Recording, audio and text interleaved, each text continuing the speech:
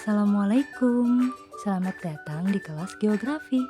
Perkenalkan, nama saya Rega Pradita, salah satu tutor PKBM Tarbiyatul Ummah, yakni sebagai tutor geografi kelas 12. Kali ini kita akan membahas modul 13 tentang interaksi desa kota, unit 3 menjalin hubungan desa dan kota. Yang pertama kita bahas yaitu tentang pola interaksi desa kota. Interaksi wilayah terkandung 3 hal pokok, yaitu hubungan timbal balik terjadi antara 2 wilayah atau lebih. Hubungan timbal balik antar wilayah menimbulkan adanya proses pergerakan atau perpindahan, dapat berupa pergerakan manusia, informasi atau gagasan, ataupun pergerakan atau perpindahan materi atau barang.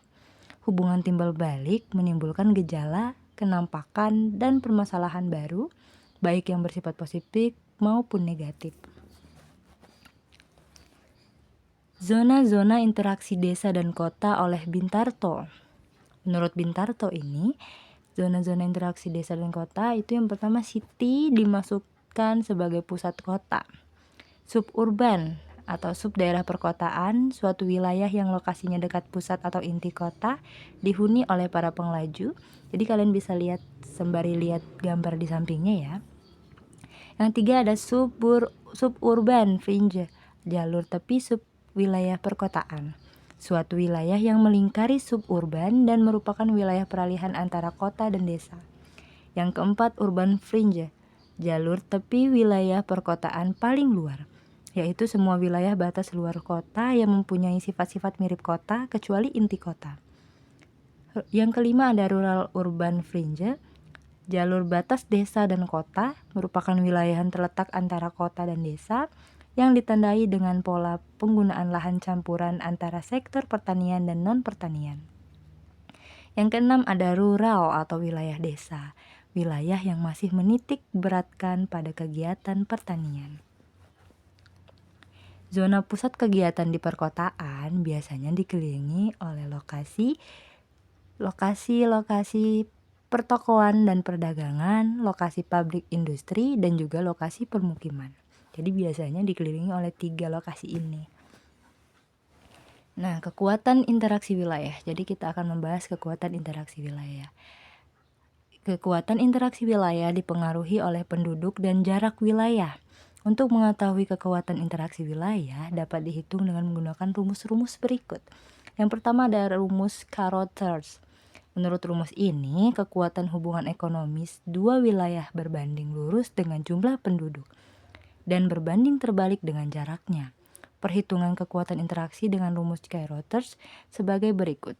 Ini ada rumusnya ya, ada I atau interaksi wilayah AB, ada P1 jumlah penduduk salah satu dari 2 kota, P2 jumlah penduduk dari kota yang lain, J itu jarak antara 2 kota. Ini ada contoh soalnya. Wilayah A, B, dan C terletak berdekatan dengan jumlah pendudukan masing-masing 4.000 jiwa, 2.000 jiwa, dan 3.000 jiwa.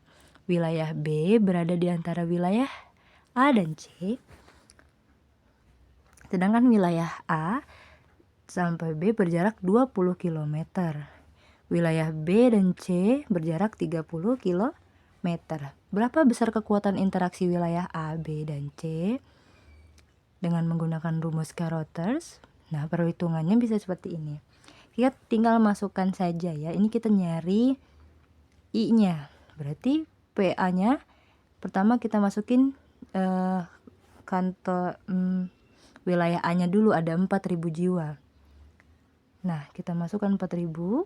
PAB-nya itu yang wilayah B yaitu 2.000 dan jaraknya 20 km. 4.000 dikali 2.000 kemudian dibagi 20 hasilnya 400.000. Kita sudah tahu kekuatan interaksi wilayah AB itu adalah 400.000. Oke. Terus kita masuk kekuatan interaksi wilayah B dan C. Kita cari kekuatan B dan C-nya. Sama seperti cara di atas, tinggal kita masukkan wilayah B-nya yaitu 2.000 dan wilayah C-nya 3.000, baru jarak dari wilayah B dan C yaitu 30. Maka hasilnya 200.000. Jadi, hasil perhitungan di atas menunjukkan bahwa kekuatan interaksi wilayah AB lebih besar dibanding wilayah BC. Kalau AB 400, kalau BC 200.000. Seperti itu ya. Rumus yang kedua yaitu hukum gravitasi. Kekuatan interaksi desa kota atau dua wilayah dapat ditentukan juga dengan menggunakan hukum gravitasi Newton. Hukum gravitasi Newton menyatakan bahwa dua buah benda memiliki gerak tarik-menarik yang kekuatannya berbanding lurus dengan hasil kali kedua massa benda itu dan berbanding terbalik dengan kuadrat jarak benda tersebut. Perhitungan kekuatan interaksi dengan hukum gravitasi Newton sebagai berikut. Di sini ada keterangannya. IAB itu adalah interaksi wilayah A, B. PA itu jumlah penduduk wilayah A, PB itu jumlah penduduk wilayah B, DAB itu jarak wilayah A dan B. Ada contoh soalnya. Wilayah X memiliki penduduk sebanyak 10.000. Wilayah Y sebanyak 9.000 jiwa dan wilayah Z sebanyak 12.000 jiwa. Wilayah X dan Y berjarak 30 km, wilayah Z berjarak 20 km. Hitunglah kekuatan interaksi berdasarkan hukum gravitasi Newton. Perhitungan kekuatan interaksi wilayah X, Y, Z menggunakan hukum gravitasi Newton. Jadi kita tinggal masukin ke rumusnya aja. Wilayah X, wilayah A dan B itu 10.000. Kemudian wilayah Y itu sebanyak 9.000 jiwa. Kemudian dibagi dengan jarak dari X dan Y yaitu 30 km. Maka hasilnya 100.000. Nah, kita cari yang kekuatan interaksi wilayah X dan XZ. Kita masukin bahwa 10.000 itu adalah wilayah X dan juga wilayah Y sebanyak 9.000. Tapi tadi sudah, maka kita tinggal cari yang wilayah Z yaitu 12.000. Ini ya.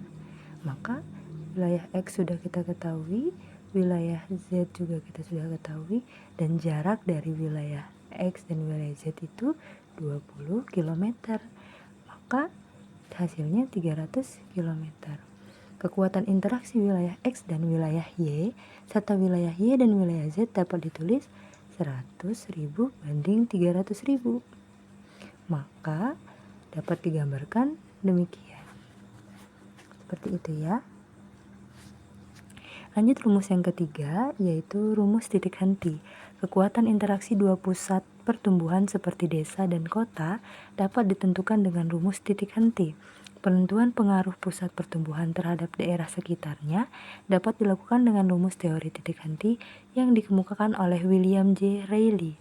Rumus ini bisa kita lihat ada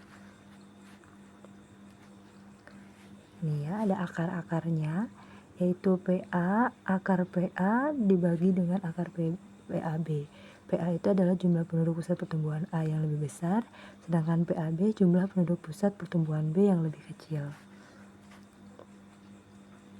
Contoh soalnya, jumlah penduduk kota X sebanyak 1.800 jiwa dan desa Y sebanyak 200 jiwa.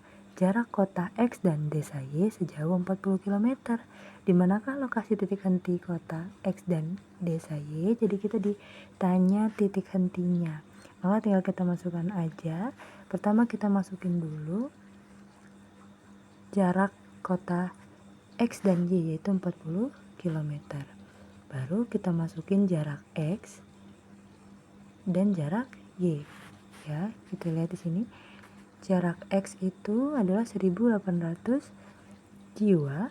Ini kita masukin ke sini. Kemudian jarak Y itu 200 jiwa. Maaf ya, ada 200 jiwa. Maka tinggal kita masukkan 1.800 dibagi 200, hasilnya adalah 9. Akar 9 yaitu 3. 1 ditambah 3 adalah 4. Kemudian 40 tetap 40. 40 dibagi 4 adalah 10 km. Berarti titik hentinya adalah 10 km.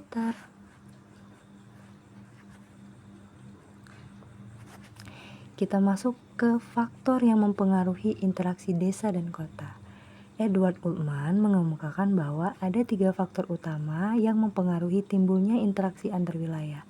Yang pertama, adanya wilayah yang saling melengkapi atau regional complementary, adanya kesempatan untuk saling intervensi atau intervening opportunity, dan adanya kemudahan pemindahan dalam ruang spasial transferability. Gambarannya seperti ini ya. Ini gambaran adanya wilayah yang saling melengkapi. Misal di wilayah B ada surplus sumber daya X, sedangkan di wilayah B ada surplus sumber daya Y, dan wilayah C ada surplus sumber daya Z. Nah, dari ketiga wilayah ini itu saling melengkapi. Misal di wilayah A itu minusnya sumber daya Y, maka minus sumber daya Y ini bisa diambil dari wilayah B. Begitupun seterusnya. Dan ini gambaran dari adanya kesempatan untuk saling intervensi. Misal di wilayah A ada sumber daya X, wilayah B ada sumber daya Y tapi minus sumber daya X. Nah, dari ini di wilayah A ada daya X, di wilayah B ada daya Y. Sedangkan sama-sama membutuhkan hal yang sama di wilayah tersebut. Yang wilayah A butuh Y, di wilayah B butuh X, begitupun dengan C. Jadi saling intervensi. Sekian penjelasan dari saya. Jika ada yang masih bingung, silahkan ditanyakan. Terima kasih. Assalamualaikum warahmatullahi wabarakatuh.